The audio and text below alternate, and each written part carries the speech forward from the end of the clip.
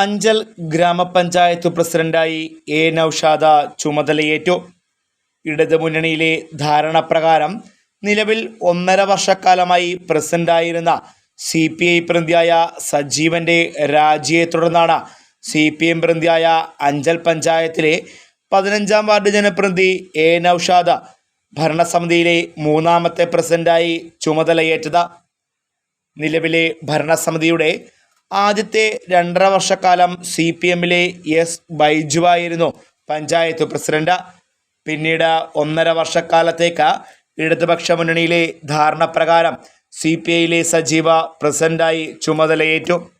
സജീവിൻ്റെ കാലാവധി പൂർത്തിയായതോടെയാണ് ഇനിയുള്ള 1.5 വർഷത്തേക്ക് CPM പ്രതിയായ നൌഷാദ പ്രസിഡന്റ് സ്ഥാനത്തേക്ക് എത്തുന്നത്.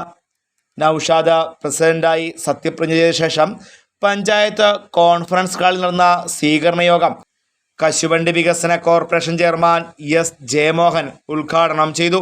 പുലർത്തുമെന്നും ഇന്ത്യയുടെ പരമാധികാരവും അഖണ്ഡതയും നിലനിർത്തുമെന്നും ഭയശങ്ക കൂടാതെയും മമതയോ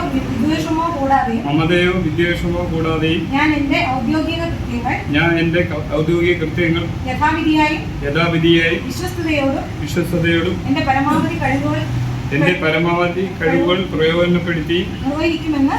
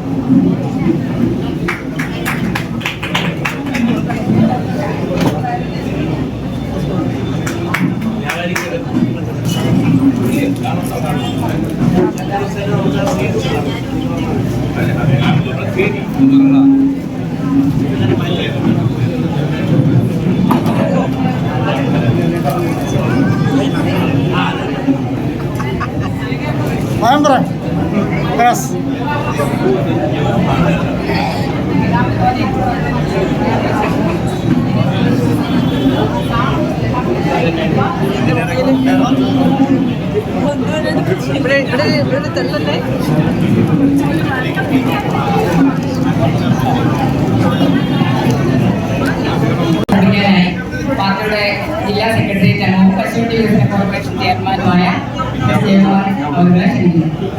ഗ്രാമപഞ്ചായത്തിന്റെ പ്രസിഡന്റായി തെരഞ്ഞെടുക്കപ്പെട്ട നൌഷാദിനും എല്ലാവിധമായ ആശംസകളും അഭിവാദ്യങ്ങളും നൽകി. പുതിയ സമിതി ഏറ്റെടുത്തതിന് ശേഷം 3ാമത്തെ ഗ്രാമപഞ്ചായത്ത് പ്രസിഡന്റാണ് നൌഷാദ്.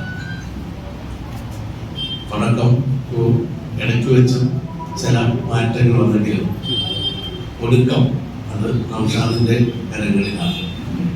ഒടുക്കം ഭംഗിയായാൽ എല്ലാം ഭംഗിയാവുന്നതാണ്. അപ്പോൾ ഒരുപാട് കാര്യങ്ങൾ പൂർത്തിയാക്കാനും നിർവഹിക്കാനും ഒക്കെ ഉള്ള ഒരു ഗ്രാമപഞ്ചായത്ത് തന്നെയാണ്. വ്യാപാരി വ്യവസായികളുടേതായ പ്രശ്നങ്ങളുണ്ട്, പട്ടണത്തിന് പ്രശ്നങ്ങളുണ്ട്, വാർഡുകളിലെ തുടക്കം കുറിച്ച് പൂർത്തിയാക്കപ്പെടേണ്ടതുമായ നിരവധി വിഷയങ്ങളുണ്ട്. അതെല്ലാം ഇന്നത്തെ ഈ അനുമോദന യോഗം കാണുമ്പോൾ എല്ലാ മെമ്പർമാരും ഒത്തൊരുമിച്ചുകൊണ്ട് എല്ലാ കക്ഷി രാഷ്ട്രീയത്തിൽപ്പെട്ടവരുമുണ്ട്. ആ ഒരു യോജിപ്പ് ദുർബലപ്പെടാതെ എല്ലാവരെയും സഹകരിപ്പിച്ച് ഒറ്റ മനസ്സോടുകൂടി മുന്നോട്ട് പോകാനും ലക്ഷ്യങ്ങൾ പൂർത്തിയാക്കാനും കഴിയും എന്ന് തന്നെയാണ് പ്രതീക്ഷിക്കുന്നത്. പഞ്ചായത്ത് വൈസ് പ്രസിഡന്റ് ലേഖ അധ്യക്ഷയായിരുന്നു. ബ്ലോക്ക് പഞ്ചായത്ത് പ്രസിഡന്റ് ഓമന മുരളി, ജനപ്രതിനിധികൾ, രാഷ്ട്രീയ, സാമൂഹ്യ, സാംസ്കാരിക രംഗത്തെ നേതാക്കൾ എന്നിവർ യോഗത്തിൽ സംസാരിച്ചു. Fox TV news bureau, Anchal.